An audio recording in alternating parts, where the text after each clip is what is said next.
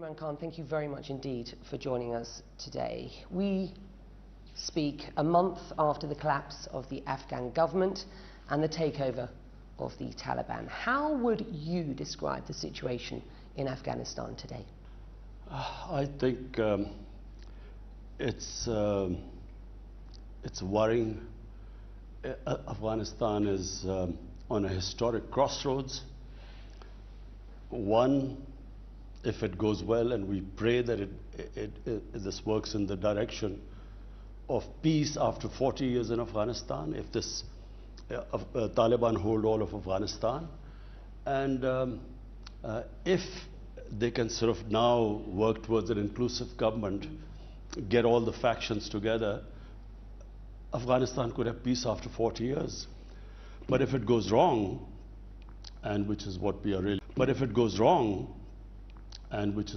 really worried about, it could go to chaos, the biggest humanitarian crisis, a huge refugee problem, unstable Afghanistan, and the reason why the US came in was to fight terrorism or international terrorists.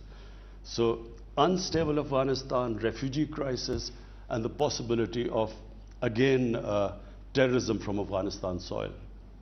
You have said that a positive outcome for Afghanistan would be an inclusive government. Would you call this an inclusive government? Do you support it?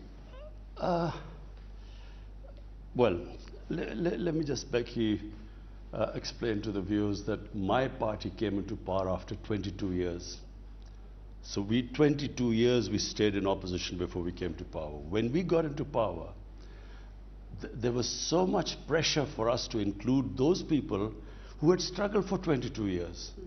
So they almost had felt that it was a right that they should be included. So I can see the problems they are facing, but I do not think that there would be really peace in Afghanistan unless there's an inclusive government, because Afghanistan is a society composed of different ethnic groups.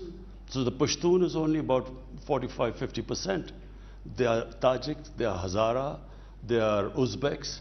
So unless it's an inclusive government, the worry is that there will be instability later on. Well, it's not. It's not an inclusive government at present. Let's agree on that. Afghanistan, you said, had broken the, quote, shackles of slavery when the Taliban took back power. That doesn't sound like the statement of someone who shares the concerns of so many in the world about the future of Afghanistan and its people under the Taliban, notorious for its misogyny, its violence against women, that shows no evidence or interest in guaranteeing basic human rights, particularly those for women. But let's just talk about its makeup. So it has to be put in its context. What was the context?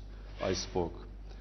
For the first time in history, in 74 history of Pakistan, we had what we called was trying to get rid of the colonial system of education. So colonial system of education was a tiny elite had this colonial English medium education, and the masses had another Urdu medium education. And this created two classes. And so for the first time we had a unified curriculum in our history. And what I was trying to say was that mental slavery, which comes from the colonial form of education, is much worse than physical slavery. And one line I gave example of, in Afghanistan they have got freedom. Now, I never quite understood what was the issue behind it, because when the British left, it was freedom for Afghanistan. When the Soviets left, it was freedom. So when the US leave, what am I supposed to say? This interim government is not an inclusive government. The concerns of so many around the world are for the future of Afghanistan and its people under a Taliban government which is notorious for its misogyny and its violence against women. There is no evidence to date of any interest in providing basic human rights, particularly for women and children. How concerned are you about that? This is an interim government, you might tell me, but you know what? The last Taliban government was an interim government and it lasted 5 years. So how concerned are you? And what are you going to do about it? Look, Becky, where Afghanistan goes from here, I'm afraid none of us can predict. We can hope and pray that there's peace after 40 years, that the Taliban, what they have said, that they want an inclusive government, they want women rights in their own context, they want human rights, they've given amnesty. So far what they have said, clearly they want international acceptability. They did not go for international acceptability when they were between 1996 to 2001. This time, clearly they're making the statements where they want this acceptability. So we should try and incentivize them in that direction. But there's another fallacy. Afghanistan cannot be controlled by outside. They have a history. No puppet government in Afghanistan is supported by the people. It gets discredited amongst the people. So rather than sitting here and thinking that we can sort of control them, we should incentivize them.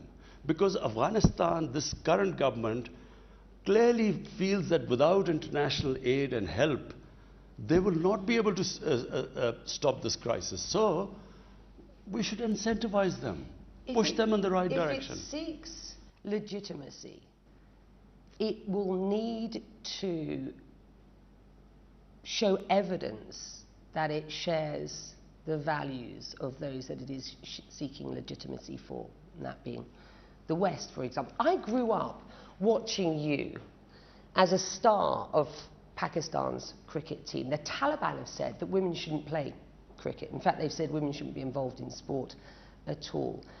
This is the sort of Taliban that we are seeing today. Do you support that? I mean, women have been protesting about more inclusivity, about their rights. We know women, first-hand experience, women are too frightened to come out of their homes. They're too frightened to go to the workplace if they're allowed at all. They've been flogged. I mean, do you support their cause? Look, Becky, first of all, let us just compare what happened after the Soviets left in 1989 and compare to what the situation is right now when the US has departed from Afghanistan. When the Soviets left in 1989, the sort of bloodbath that took place, over 200,000 Afghans died in that bloodbath. Now compare that to what has happened now. Frankly, I mean, we were all relieved. We expected a bloodbath. When Ashraf Ghani said that he left Afghanistan because he was scared of a bloodbath in Kabul, well, it could have happened. We were worried that when the US departed, there would be complete chaos in Afghanistan, a civil war. Our intelligence agencies told us that Taliban would not be able to take over all of Afghanistan. And if they tried to take over Afghanistan militarily, there would be a protracted civil war, which is what we were scared of, because we are the ones who would suffer the most. So therefore now, in that, bearing in mind what could have happened and what has happened, I feel give them time. I feel very strongly that it's a mistake to think that someone from outside will give Afghan women rights. Afghan women are strong. Give them time. They will get their rights. You've just alluded to your very real concerns about the risks of civil war, the risks to Afghanistan, and indeed the risks to Pakistan. I want to come back to your very real concerns about the risks to Pakistan's national security in a moment. But bear with me, you have criticised the US pullout. Let me start that again. You have criticised the US pullout from Afghanistan, describing America as having messed it up in Afghanistan. Is that something that you have told the US president personally? Have the two of you spoken since the collapse of the country? I have spoken to, then he was Senator Joe Biden, way back in 2008. After 2006, we in Pakistan began to realize that this is now going to become a quagmire for the US. I went over to the US.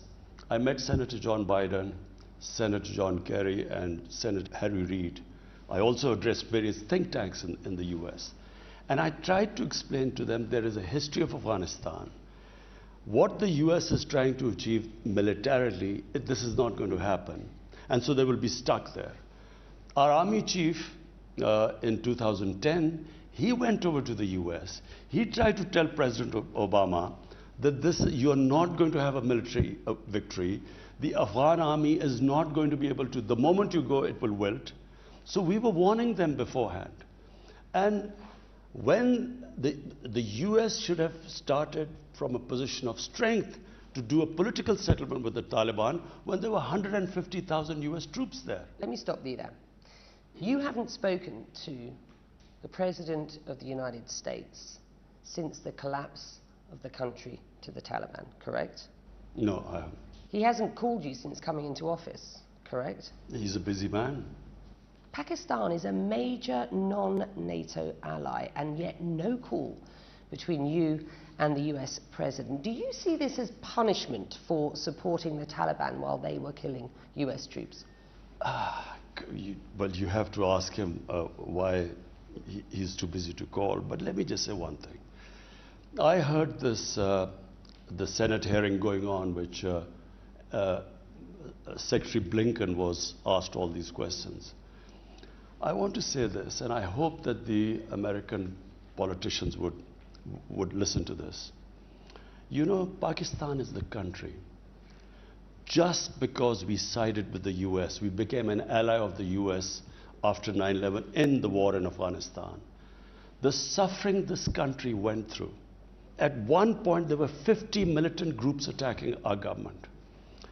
In the 80s, Pakistan joined the US against the Soviets. We trained the Mujahideen to do jihad in Afghanistan. Amongst them was Al-Qaeda, Taliban were part of the Mujahideen groups. We trained them that foreign occupation, fighting against them, is a sacred duty. It's jihad, it's a holy war. Fast forward to 9/11, US needs us in Afghanistan. They asked us to join us. A lot of people said that we were abandoned in 1989. The US, after the war was over, left, sanctioned Pakistan. So come 2001, George Bush asked Pakistan to help. And he famously said, we will not abandon Pakistan again. Pakistan joined the US war in Afghanistan. Was I the Prime Minister? I would never have done that. Firstly, the same Mujahideen, now we are telling them because US has invaded Afghanistan, now it's terrorism. They turn against us. Then all the tribal belt of Pashtuns on our side of the border, the Pashtun nationalism kicked in. So they had all sympathies with the Taliban, not because religious ideology, because of Pashtun ethnicity. So you must understand what happened. No, I really want people to know. They turned against the Pakistan army as collaborators. So the jihadis turned against us, the Pashtuns turned against us, and the more we tried the military operations in civilian areas, the more collateral damage, the more. So we had 50 militant groups attacking us. And on top of it, they must also know, there were 480 drone attacks by the US in Pakistan. Only time a country has been attacked by its ally. So we almost went under. Had it not been for our army, a disciplined army and best intelligence agencies, you know, we lost 80,000 people. 80,000 Pakistanis died in it. And on top of it, rather than one word of appreciation, I saw them blaming us. Well, the fact they said there were safe havens in Pakistan. The fact is, Washington, it seems, just can't trust Pakistan. There are calls by lawmakers to reassess the relationship with Islamabad now, to reassess its status as a major non-NATO ally. This was the exchange during the US Secretary of State's congressional testimony on Afghanistan on Monday. Republican Keating, we used to hear we had a complicated relationship with Pakistan. I would say it is duplicitous. Anthony Blinken agreed with the assessment of the role that Pakistan has played over the past 20 years. This is the top diplomat, the US Secretary of State, and he went on to say this, Prime Minister, it's been a role that has involved hedging its bets constantly about the future of Afghanistan. It's one that involved harbouring members of the Taliban, including the Haqqanis. Is that true? And what's your response? They are ignorant. I was listening to them. I have never heard such ignorance. They are absolutely clueless, number one, about what happened in Afghanistan. They were all in a state of shock. We knew, as I said, in 2008, when I met Senator Joe Biden and John Kerry, then I told them that they were not winning. Hold on, hold on. This is, Becky, it's very important. When our army chief went in 2010, he again explained to President Obama that you're not winning this war. And he said, and this is the important thing. He said, you are going to leave Afghanistan. We will be left with the mess you leave behind. What you are expecting us to do, we cannot do. What they were expecting, what were they expecting at the Afghan government? The Afghan government wanted Pakistan to win the war in Afghanistan for them. Pakistan, the state of Pakistan was under attack for being ally of the US. We were now supposed to take on also the Afghan Taliban. I was asking you for your response to Blinken's words specifically. He said Pakistan's role has involved hedging its bets constantly about the future of Afghanistan. It's one that involved harbouring members of the Taliban, including the Haqqanis. Over the past 20 years, sir, the Haqqani network has been responsible for some of the deadliest terror attacks in Afghanistan's history. It has killed hundreds of Western troops and thousands, let me finish, of Afghan people. In 2011, you will be aware that General Mike Mullen said the Haqqani network acted as, quote, a veritable arm of Pakistan's intelligence. This is a group that now has 4 members in key roles in the Taliban government. Is it any wonder that there is a trust deficit between the West and Pakistan? It is complete ignorance. The Americans did not understand what the Haqqani network was. Haqqani is a tribe. It's a Pashtun tribe living in Afghanistan. What they are terrorist organization prescribed and designated by the US and the UN, sir, with respect. All very well calling them a terrorist organization, but do they know the origins of the Haqqani tribe? No, it is very important for us to explain to them. We have been trying to explain to them. The Haqqani tribe lives in Afghanistan. 40 years ago, when the Afghan Jihad took place, we had 5 million Afghan refugees in Pakistan. Amongst them were a few of the Haqqanis. And the Haqqanis were Mujahideen, were fighting the Soviets. So once the Soviets left and civil war broke out, we still had 3 million refugees in Pakistan.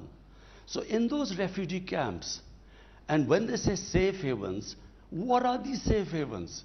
I mean, I noticed them calling the area of Pakistan along the border of Afghanistan had the heaviest surveillance by the United States drones. If the United States drones conducted 480 drone attacks on its ally, surely they would have known if there were any safe havens. So, number one of the Haqqanis family they were born in a Pakistan refugee camp. So, what they were asking us was that in these refugee camps, 3 million people living in the refugee camps, we were supposed to check which one of them was Taliban and which not. That doesn't deny the fact that the Pakistan Intelligence Agency has been funding and supporting the Taliban through the Haqqani network. Funding. You know the total budget of Pakistan? It's $50 billion for 220 million people. $50 billion. Americans were spending $300 million a day. They spent $2 trillion. Was Pakistan Did we have the capacity to fund another war? We can barely meet our own expenses. Let me put this to you. The term duplicity has been used now a number of times with regard the role that Pakistan has played over the last 20 years. Osama bin Laden was hiding in Pakistan and killed in 2011 near a Pakistani military city base. Many Americans categorize Pakistan's role in Afghanistan post 9/11 as duplicitous. I put it to you again. Is it any wonder that there is a trust deficit between Pakistan and the West? And what are you going to do about it? Do you know, Becky, I blame First General Musharraf. He should have never taken us into this war. Taliban, whatever you say about a government, and a relationship between governments are because of interests. Taliban was a pro-Pakistan government. We helped the US dislodge a pro-Pakistan government and replace it by a pro-Indian government. And unfortunately, General Musharraf did this, not for the interest of the people of Pakistan, because we, as a result, we also, as I repeat, had a civil war.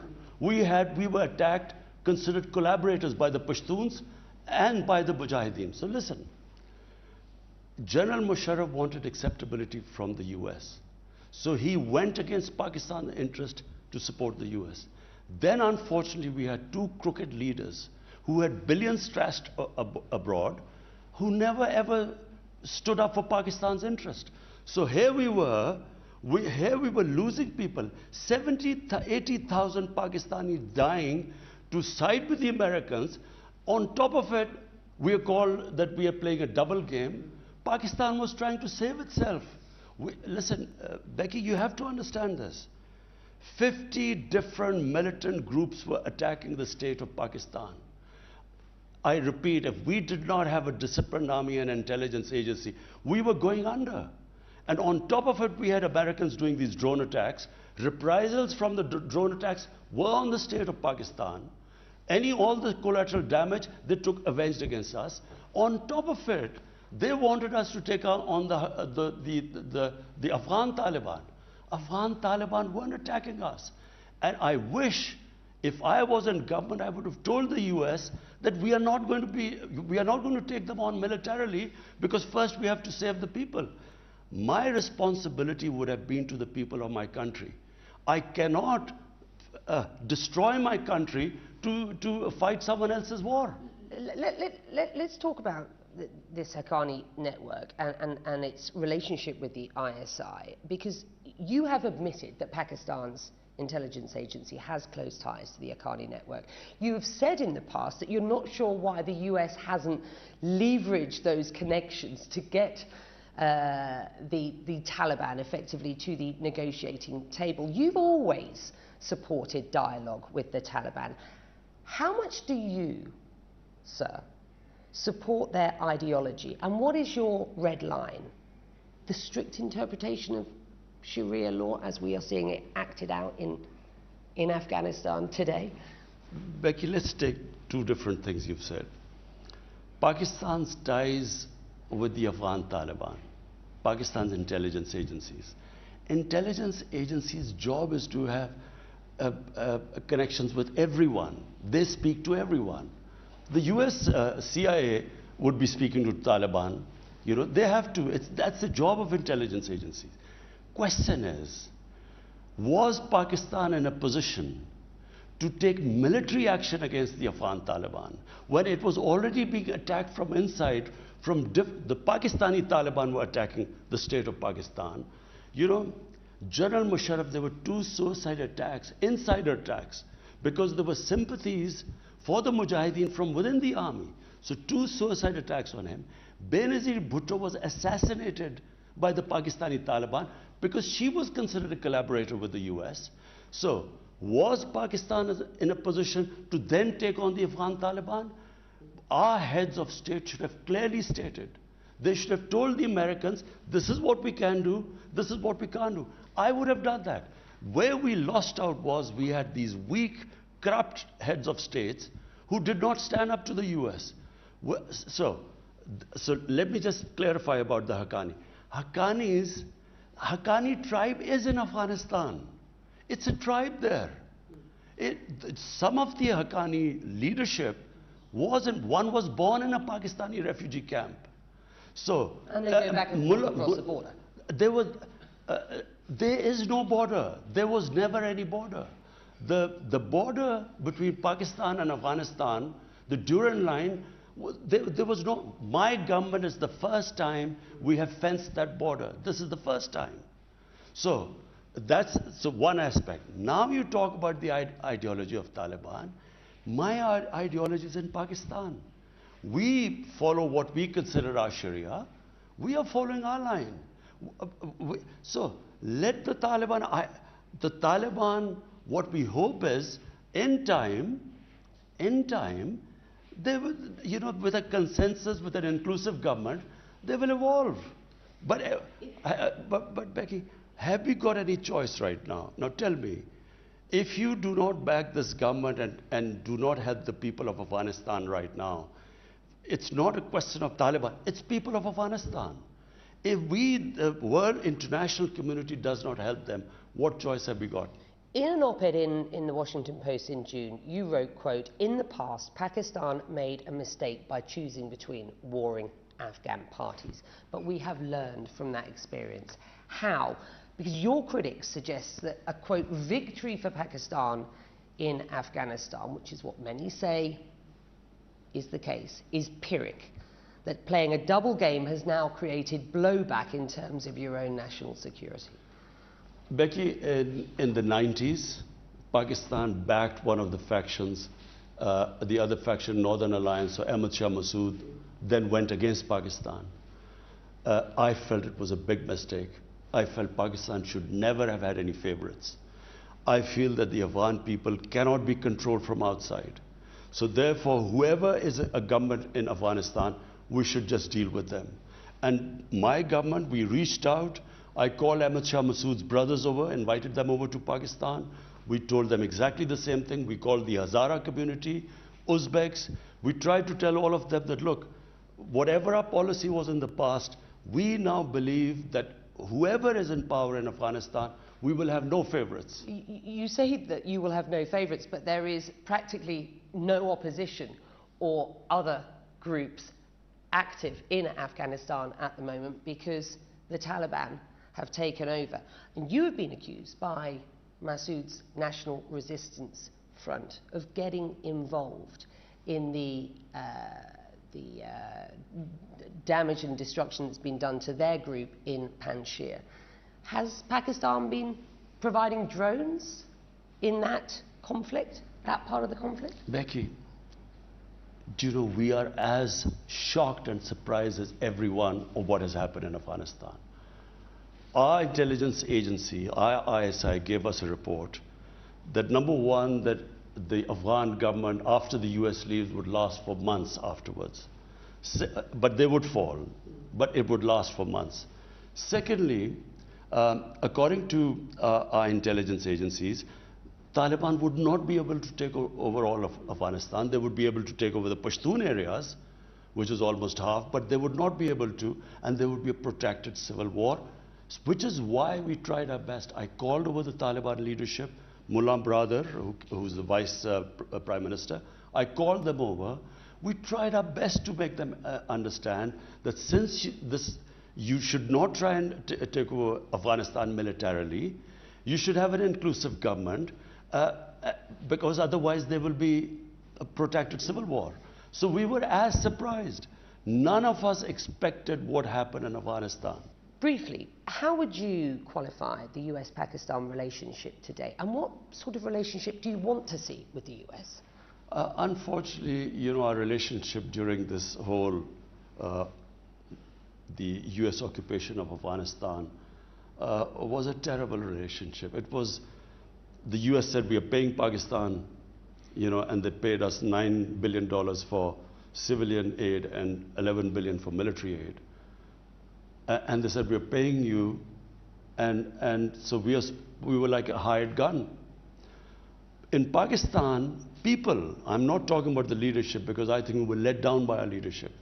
The people felt that here, by joining the US, we had these bombs going on everywhere. Benazir Bhutto was killed because of that. Our economy tanked. I mean, we were $150 billion plus we lost to the economy. So here we were on this level. The US felt that we were supposed to make them win the war in Afghanistan, which we never could. And so therefore we had this terrible relationship based on mistrust. What I would like a relationship with the US is now, like the US has a relationship with India. You know, not one-dimensional relationship where they're paying us to fight.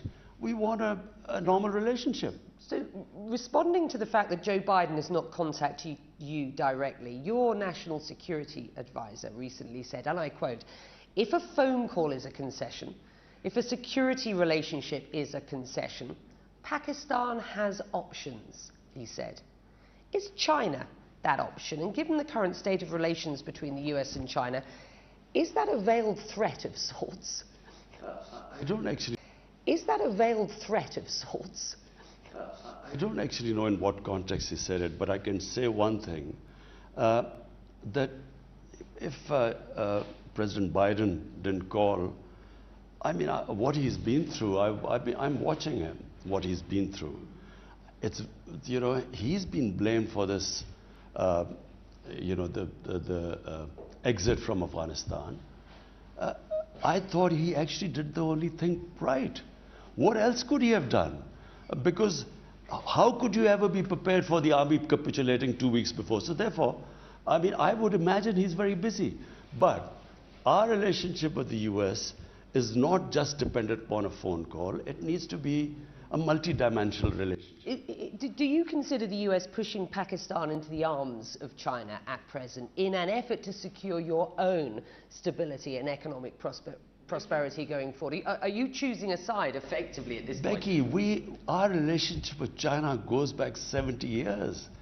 It's a very strong relationship.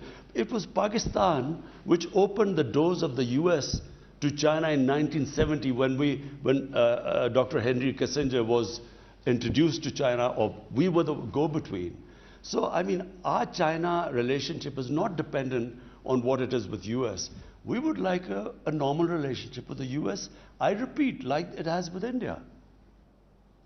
Antony Blinken suggested that Pakistan's role in Afghanistan has been shaped by its concerns about its enemy and neighbour, India, and its role in Afghanistan. He didn't elaborate. Would you care to? Just out of interest. Of course. I repeat, we joined the US war, dislodged a friendly Pakistani, which was friendly to Pakistan, and got in a government that was pro-India. And India conducted a series of terrorist attacks within Pakistan. They backed Tehreek-e-Taliban, the Pakistani Taliban. They backed the Baloch terrorists, and they conducted a series of attacks. Recently, there was an attack on the Chinese, a terrorist attack. We know it was through Pakistani Taliban who were backed by the Indians. So, yes, it was. But look, a country 7 times the smaller of its eastern neighbor, 3 wars fought with them, and then in Afghanistan with 2,600 kilometer border with Pakistan, if a pro-India government comes in, obviously for the security of Pakistan, there was this worry that we would be hemmed in from both sides. Does it worry you, the anti-China protests that you're seeing here in Pakistan today, as you move towards better relations and increased relations with China? Sorry, anti-China. You know, you do see Pakistan's population not as twinned at the hip, as it were, or as enthusiastic about the prospect of further relations with China.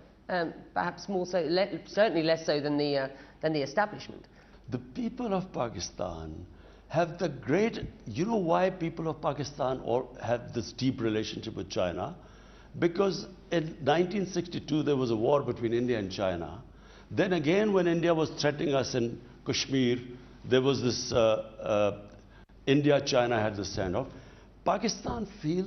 People of Pakistan feel that China in all our difficult times has stood with us. So, I mean, if one of the few countries that the people in Pakistan have this close affection to is China. I want to talk about women's rights. Prime Minister. In your 2018 party manifesto, you devote a whole section to women. Quote, "We will effectively implement initiatives to increase women's access to education, healthcare, economic opportunity and legal protection."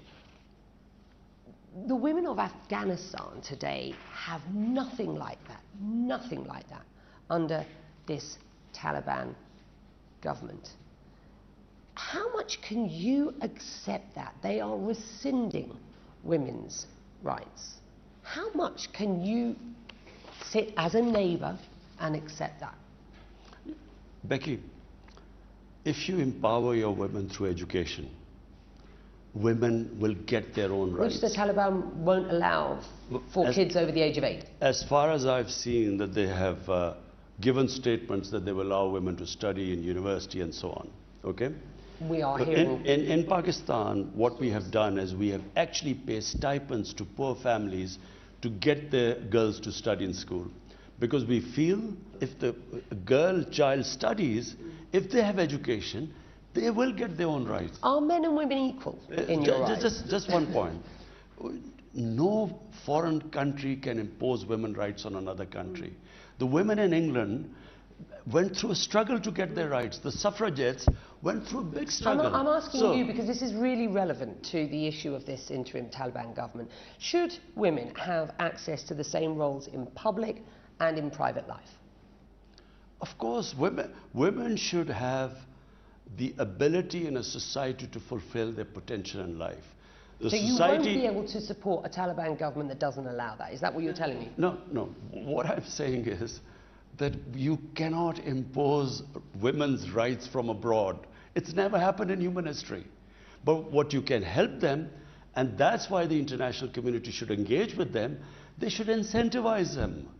And so far... These are basic human rights. You can't incentivize a government... Incentivize them to educate with basic human rights. Becky, incentivize them to educate their girls, their women. They will get their rights. Afghan women are strong. Let me just talk about some issues of women's rights here, finally, in Pakistan. Earlier this summer, the daughter of a former Pakistani diplomat, Noor Muqaddam, died after being allegedly tortured and killed by an acquaintance. What's your response to that case?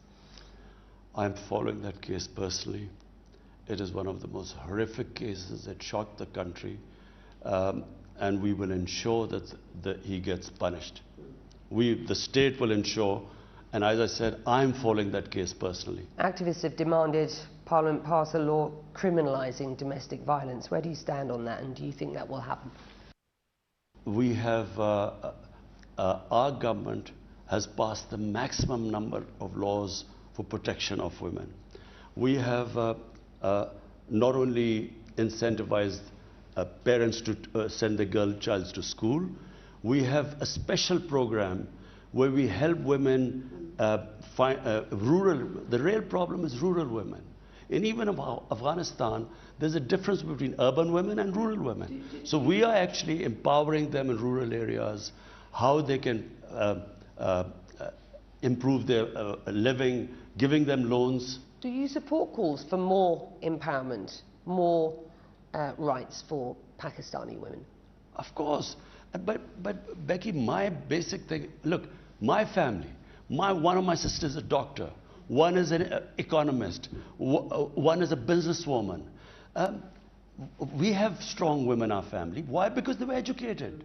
I believe if you educate your women, they will get their position in society. They will fulfill their potential. People have been protesting across Afghanistan in the past couple of weeks.